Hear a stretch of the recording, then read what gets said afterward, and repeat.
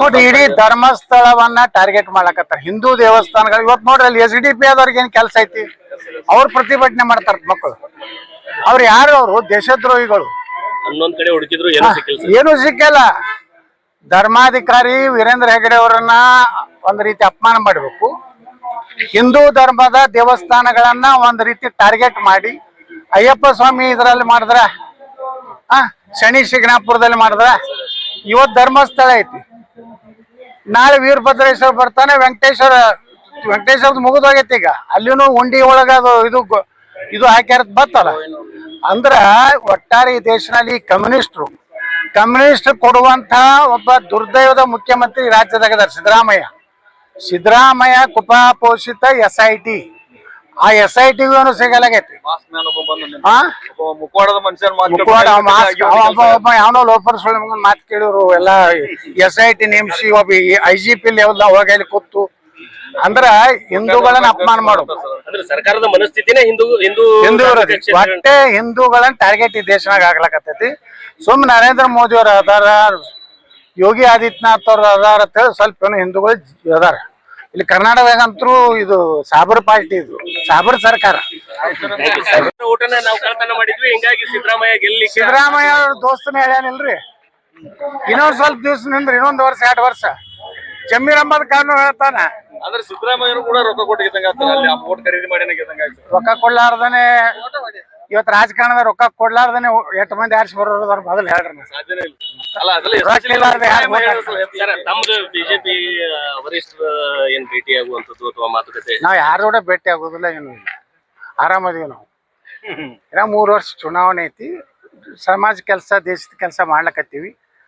ಬಿಜೆಪಿಗೆ ಅವಶ್ಯ ಬಿದ್ರೆ ತಗೋತಾರ, ಇಲ್ಕಂದ್ರೆ ನಮ್ದೇ ರಾಜಕೀಯ ಪಕ್ಷ ಐತಿ ಅಲ್ಲ, ಹಿಂದೂ ಪಾರ್ಟಿ, ಭಗವಜಾಂಡ ಹೇಳ್ಕೊಂಡು ಹೊಂಡ್ತೀವಿ.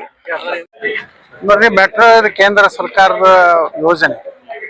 ಇದ್ರ ಕ್ರೆಡಿಟ್ ಏನ್ ತಗೋತಾರ? ಕ್ರೆಡಿಟ್ ಅವರು ಸಿದ್ದರಾಮಯ್ಯನವರು ಕರ್ನಾಟಕದಲ್ಲಿ ಒಂದು ದಿವಾಳಿ ಏನಾಗಿದೆಯಲ್ಲ ಅದ್ರ ಕ್ರೆಡಿಟ್ ತಗೊಳ್ಳಿ. ಗ್ಯಾರಂಟಿ ಮಾಡಿ ಇಡೀ ಕರ್ನಾಟಕನೇ ದಿವಾಳಿ ಮಾಡ್ಯಾರ. ಮೋದಿಯವರು ಇಡೀ ದೇಶವನ್ನ ಜಗತ್ತಿನ 5ನೇ ಒಂದು ಆರ್ಥಿಕ ರಾಷ್ಟ್ರ ಮಾಡ್ಯಾರ.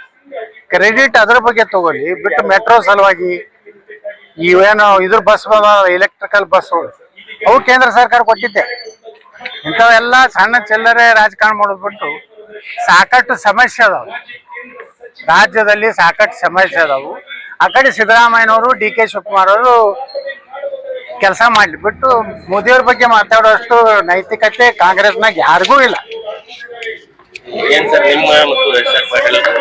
ಹೇಳಿ, ಸಹಕಾರಿ ಕ್ಷೇತ್ರ ಐತ್ರಿ, ನಾವೆಲ್ಲ ಒಂದದೀವಿ. ಬಿಜಾಪುರ, ಬಾಗಲಕೋಟೆ, ಅವಳಿ ಜಿಲ್ಲೆ ಅವ್ರದ್ದು ಒಂದು ದೊಡ್ಡ ಸೌಹಾರ್ದ ಐತಿ, ನಮ್ದು ಒಂದು ಕರ್ನಾಟಕದ ದೊಡ್ಡ ಸೌಹಾರ್ದ ಐತಿ ಸಿದ್ಧಶ್ರೀ. ಅವ್ರದ್ದು ಈಗ ಮಲ್ಟಿ ಸ್ಟೇಟ್ ಆಗೈತಿ, ನಮ್ದು ಈಗ ಕೆಲವೊಂದ್ ದಿವಸ ಮಲ್ಟಿ ಸ್ಟೇಟ್ ಆಗೋದದ.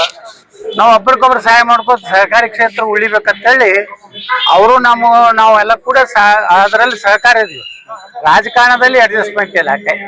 ನೀವು ಸರ್ಕಾರದಲ್ಲಿ ಸರ್ಕಾರಿ ವಿಚಾರದಲ್ಲಿ ಸಹಕಾರ ಇರ್ಬೋದು, ಆದ್ರೂ ನಿಮ್ಮಿಬ್ಬರು ಹಂಗೇನಿಲ್ಲ. ನೀವೇನು ಕಾಂಗ್ರೆಸ್ ಹೋಗ್ತಾ ಇರ್ತ ತಿಳ್ಕೊಬೇಡ್ರಿ, ಅವ್ರು ಬಿಜೆಪಿಗೆ ಬರ್ತಾ ಇರ್ತ ತಿಳ್ಕೊಬೇಡ್ರಿ.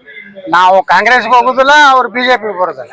ಈಗ ರಾಹುಲ್ ಗಾಂಧಿ ಅವರು ವೋಟಿಂಗ್ ವಿಚಾರಕ್ಕೆ ಸಂಬಂಧಪಟ್ಟಂಗೆ ಸಾಕಷ್ಟು ಅಕ್ರಮ ನಡೆದಿದೆ ಚುನಾವಣಾ ಆಯೋಗದ ವಿಚಾರ. ರಾಹುಲ್ ಗಾಂಧಿ ಅವರ ಮುತ್ಯ ಯಾರಿದ್ರ? ನೆಹರು. 14 ಕೋಟಿ ವಲ್ಲಭಭಾಯಿ ಪಟೇಲ್ರಿಗೆ ಬಿದ್ದಿದ್ದು, 1 ಓಟ್ ನೆಹರುಗೆ ಬಿದ್ದಿದ್ದು. ಯಾರು ದೇಶದ ಪ್ರಧಾನ ಮಂತ್ರಿ ಆಗ್ಬೇಕಂದಾಗ, ದೇಶದ ನೇತೃತ್ವ ತಗೋಬೇಕಂದಾಗ ಅವತ್ತು 15 ರಾಜ್ಯಗಳಿದ್ದು. 15 ರಾಜ್ಯನಾಗ 14 ರಾಜ್ಯದವರು ಸರ್ದಾರ್ ವಲ್ಲಭಭಾಯಿ ಪಟೇಲ್ರು ದೇಶದ ನೇತೃತ್ವ ತಗೋಬೇಕಾದ್ರು ನೆಹರುಗೆ 1 ಓಟ್ ಬಿದ್ದಿತ್ತು, ಅವನ್ 1 ಓಟ. ಅದಕ್ಕ ಯಾವ ನೈತಿಕತೆ ಇಲ್ಲ. ಇಲಾಹಾಬಾದ್ನಲ್ಲಿ ಇಂದಿರಾ ಗಾಂಧಿ ಸೋತಿದ್ದೆ ಹಂಗ.